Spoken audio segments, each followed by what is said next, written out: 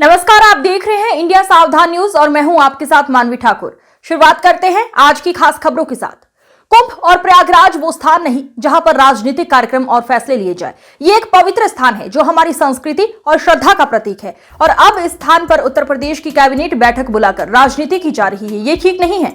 आप देखिए, कुंभ और प्रयागराज जैसे पवित्र स्थल पर कैबिनेट बैठक बुलाना ये खुद में एक राजनीति का हिस्सा बन गया है। हम में से बहुत से लोग जो गंगा स्नान करने गए थे, उनके दिल में सिर्फ श्रद्धा थी और जिन्होंने गंगा के तट पर नहाया उन्होंने कभी कोई तस्वीर तक नहीं डाली। लेकिन अब इस स्थान को राजनीति का हिस्सा बना दिया गया। ये सोचने की बात है। राजनीतिक फैसले कहीं भी लिए जा सकते हैं, लेकिन पवित्र स्थान पर ऐसा करना ये हमारे सांस्कृतिक मूल्यों का उल्लंघन है। ये हमें याद रखना चाहिए कि श्रद्धा और राजनीति तो अलग अलग चीजें हैं।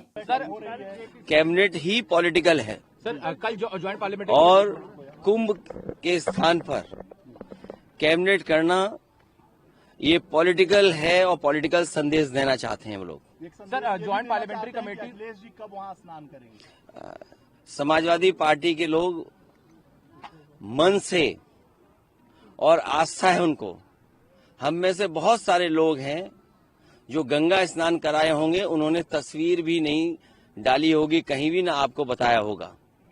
सर, 31 को सेशन शुरू हो रहा है, उसमें वक्फ अमेंडमेंट को जो ज्वाइंट जेपीसी थी वो सामने रखेगी। कल भी लखनऊ में मीटिंग हुई है।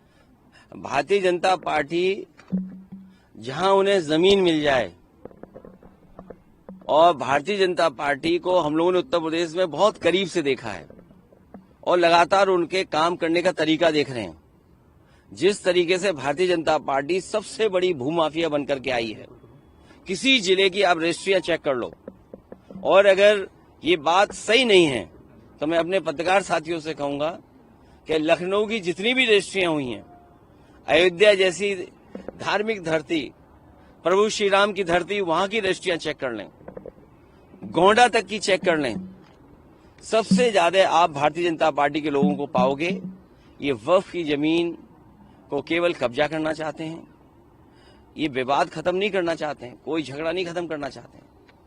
विवाद कैसे और बढ़े, कैसे लोगों को दबाया जाए, कैसे समाज में नफरत फैले, किस तरीके से नफरत का सहारा लेके राजनीति कर सकें, उस रास्ते पे भारतीय जनता पार्टी चलती है। उसी के लिए समय समय पर वो कानून लाती है। सर, आप दिल्ली कब जा रहे हैं चुनाव प्रचार करने के लिए? आप मिल्कीपुर का दौरा चल रहा है। बहुत जल्दी सर, आज मिल्कीपुर हम सब लोग मिलकर के जीत के दिखाएंगे। सर, आपने कहा था ऐतिहासिक चुनाव हो। भारतीय जनता पार्टी ने अपनी पुलिस आगे कर दी है, एसओसीओ को निर्देश दे दिए हैं, डीएम एसपी पूरा इशारे पे लखनऊ के चल रहे हैं। वहां की आम जनता कह रही है, आम लोग, और आप भी जब गए होंगे, आपके सहयोगी गए होंगे, तो वो यही कह रही है जनता कि निष्पक्ष चुनाव होगा तो ऐतिहासिक जीत समाजवादी पार्टी की होने जा रही है। वो बचाना चाहते हैं बेईमानी से, जो उन्होंने बेईमानी बाई इलेक्शन में देखी। कहीं ये सोच सकते हैं कि लोकतंत्र में पुलिस को आगे करके वोट डलवा दें? ये बीजेपी के लोग और बीजेपी की सरकार पुलिस के इशारे पे काम करना चाहती है। हमें कहीं से डेटा मिला था और उस डेटे को मैंने ग्राफ में कन्वर्ट कर करके मैंने ट्वीट कर दिया, सोशल मीडिया पे डाल दिया। वहां के लोगों ने जवाब दिया, लेकिन उसके बाद जब दूसरा डेटा भी मैंने डाला, उसके बाद लगा कि वहां के अधिकारी, पदाधिकारी और सरकार के लोगों को सांप सूंघ गया।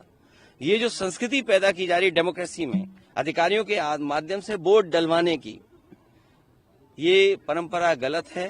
कल को दूसरी सरकार आएगी और अगर इसी रास्ते पे चलेगी तो मुझे लगता है कि बहुत सारे इनके नेता वोट भी डालने नहीं जाएंगे।